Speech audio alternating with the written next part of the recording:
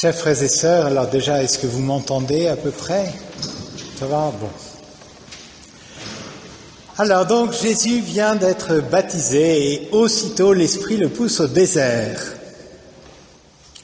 Alors, à la suite de Jésus, en ces débuts de carême aussi, l'Esprit veut nous pousser au désert.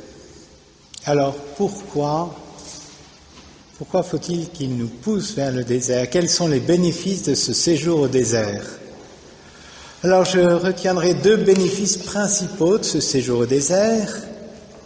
D'une part, fortifier notre relation avec Dieu, et d'autre part, opérer une sorte de cure de désintoxication au niveau de notre mentalité.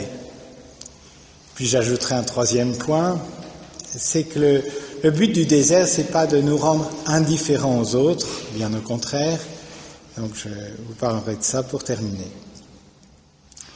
Donc le premier bénéfice du désert, c'est de fortifier notre relation avec Dieu. Alors le désert, c'est quand même d'abord un milieu un peu hostile. Alors il y a des bêtes sauvages. C'est le lieu aussi où les tentations peuvent être très fortes. Vous savez bien quand tout va bien, voilà, on reste un peu calme, mais quand la situation vient à se compliquer, alors c'est plus difficile de bien réagir.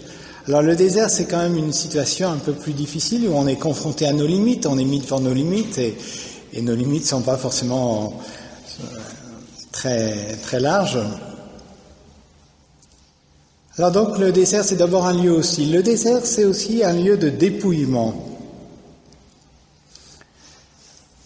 Alors vous savez bien, quelquefois, quand on est un peu angoissé, on va vers le frigidaire, ou on prend une cigarette, ou je ne sais pas. On a quelque chose comme ça qui nous aide à une sorte de compensation, ou voilà, simplement pour faire passer nos nerfs. Mais au désert, on n'a pas ces compensations. Alors le désert est un lieu hostile, un lieu de dépouillement, un lieu aussi de distance avec nos préoccupations quotidiennes. Du coup, qui nous permet de resituer toutes nos préoccupations avec une perspective un peu plus élargie. Vous savez bien que dans la parabole du semeur, il y a ces graines qui ne peuvent pas arriver vraiment à maturité, qui ne peuvent pas porter pleinement du fruit parce qu'elles sont étouffées par les soucis de la vie. Alors le désert, c'est quand même un lieu où justement on peut prendre un peu de distance avec tous ces soucis de la vie. Bien sûr, il faudra les affronter, mais les affronter avec un peu plus de distance. Et dans ce lieu du désert, donc, nous sommes appelés à nous tourner vers Dieu, parce que donc il n'y a rien d'autre sur lequel nous puissions nous appuyer. Alors c'est vraiment lui vers qui il faut lever les yeux, nous pousse à pas rester à des remèdes naturels, mais à nous tourner vers Dieu, vers celui qui peut nous aider à un autre niveau. Le désert, comme c'est un lieu de dépouillement, un lieu hostile, c'est le lieu où toutes nos motivations sont mises à jour. Vous savez bien que dans le livre du Deutéronome, il est dit que l'homme ne vit pas seulement de pain, mais de tout ce qui sort de la bouche de Dieu. Et le lieu du désert, donc, c'est ce lieu où finalement on est mis, encore une fois, en contact avec nos limites. Et nous sommes appelés à voir si c'est vraiment l'amour de Dieu qui nous anime. Voilà, alors ça, le désert comme lieu pour fortifier notre relation avec Dieu, comme occasion privilégiée pour nous tourner vers Dieu, pour le contempler et appeler à l'aide. Deuxième point, donc, le désert comme lieu de cure de désintoxication, si on peut l'appeler comme ça. Le désert, c'est le lieu par excellence où résonne la parole de Dieu. Alors, je n'ai pas été vérifié, mais je demanderai à un spécialiste après. Semble-t-il, les mots désert et parole ont la même racine en hébreu. C'est le lieu où la la parole n'est pas absorbée par des supports calfeutrés qui finissent par étouffer cette parole.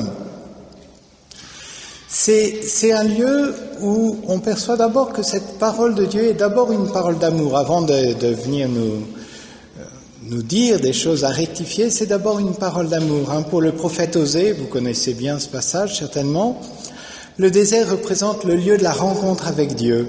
Je vais la séduire, je la conduirai au désert, et là je parlerai à son cœur. Donc c'est la parole de Dieu, c'est pas d'abord une parole où Dieu veut nous rectifier, nous remettre dans l'ordre. C'est d'abord une parole où il nous dit qu'il nous aime. Et justement, il nous dit qu'il nous aime contre peut-être des paroles du tentateur qui nous dit « Oh, Dieu, c'est peut-être par intérêt là qu'il vous a refusé de toucher au fruit de l'arbre de la connaissance du bien et du mal. » Voilà. Non, le désert, c'est le lieu où on écoute la parole d'amour de Dieu à notre égard, où vraiment on reprend conscience de cet amour qu'il nous porte. C'est aussi un lieu où il nous invite à changer de mentalité. Alors l'évangile du jour se termine par cette parole de Jésus « Convertissez-vous et croyez à l'évangile ». Alors derrière le mot de conversion, il y a le mot grec de métanoïa. Alors donc méta, noia, et noia alors méta c'est une préposition qui indique un renversement, une inversion de mouvement. Mais noia, ça signifie l'esprit. On pourrait traduire changement de mentalité. Et dans notre mentalité, on voit que quelquefois il y a quelques glissements. Là, on le voit au niveau de la société, c'est absolument clair. Les mentalités évoluent et des choses qui paraissaient finalement quand même hallucinantes, je ne sais pas si c'est le mot, mais enfin hors de sens il y a quelques années. Maintenant, c'est devenu banal. Donc on voit une mentalité qui évolue au niveau de la société, mais pas seulement au niveau de la société, aussi en nous. On peut avoir un grand idéal, une grande ferveur, et puis petit à petit on lime un peu le tranchant de la parole de Dieu pour qu'elle soit plus applicable en quelque sorte. Mais du coup on finit par déspiritualiser en quelque sorte l'évangile, on se met des protections, voilà. Et le pape François nous exhorte à retrouver la fraîcheur de la parole de Dieu et pas une parole de Dieu un peu mise à notre niveau. Alors voilà, changer de mentalité et croyez à l'évangile, c'est pas deux moments distincts, c'est deux facettes d'une même démarche. C'est aussi en croyant à l'évangile, en croyant à l'amour de Dieu, qui est une bonne nouvelle pour nous, qu'on accepte de bouger au niveau de notre mentalité. Vous connaissez aussi ce verset de saint Paul aux Romains, où il est toujours question de ce changement de mentalité. Ne vous modelez pas sur le monde présent, mais que le renouvellement de votre jugement, noia, vous transforme et vous fasse discerner quelle est la volonté de Dieu, ce qui est bon, ce qui lui plaît, ce qui est parfait. Anoia, c'est aussi le mot que saint Luc emploie pour parler des disciples d'Emmaüs, quand Jésus leur ouvre l'esprit à l'intelligence des Écritures. Voilà, donc, première chose, donc le désert comme lieu où fortifier notre relation avec Dieu, le désert comme lieu de changement de notre mentalité, justement parce que nous avons recours à la parole de Dieu qui vient nous éclairer sur ce que Dieu attend de nous. Et je terminerai par une troisième partie qui est le désert n'est pas un lieu où on s'enfuit pour être indifférent aux autres, bien entendu. Et vous savez peut-être que le message du carême que le pape nous donne chaque année, cette année est dédié à l'indifférence. Je vous lis quelques phrases du pape François. Dieu n'est pas indifférent à nous. Il porte chacun de nous dans son cœur. Il ne connaît pas notre nom, il prend soin de nous et il nous cherche quand nous l'abandonnons. Chacun de nous l'intéresse. Son amour l'empêche d'être indifférent à ce qui nous arrive. Mais il nous arrive que quand nous allons bien et nous prenons nos aises, nous oublions sûrement de penser aux autres, ce que Dieu ne fait jamais.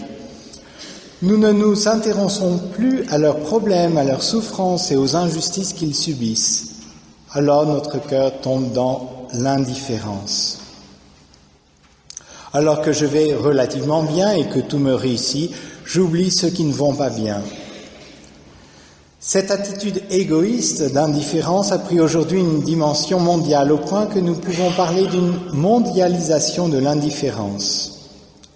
Et il s'agit d'un malaise que, comme chrétiens, nous devons affronter. Alors, le pape, pour ça, nous propose quelques pistes. D'abord, de prier, parce que quelquefois, on se sent impuissant devant toutes les souffrances du monde. On ne sait pas par quel bout prendre les choses. Mais croire en la puissance de la prière, mais aussi aidé par des gestes de charité, soit tout près de nous. La détresse n'est pas forcément très loin de nous seulement, elle peut être à notre porte ou dans notre maison. Et puis, vivre ce temps de carême comme un parcours de formation du cœur, du coup, à l'occasion de ce carême, grandir pour avoir un cœur plus miséricordieux. Alors, demandons à Marie de nous aider à cheminer dans ce temps de carême, qui est un temps où on va au désert, d'abord pour grandir dans notre relation avec Dieu, mais aussi pour changer notre mentalité, mais bien sûr pour pas tomber dans l'indifférence, mais au contraire aimer avec un cœur plus ardent, non seulement Dieu, mais aussi nos frères. Amen.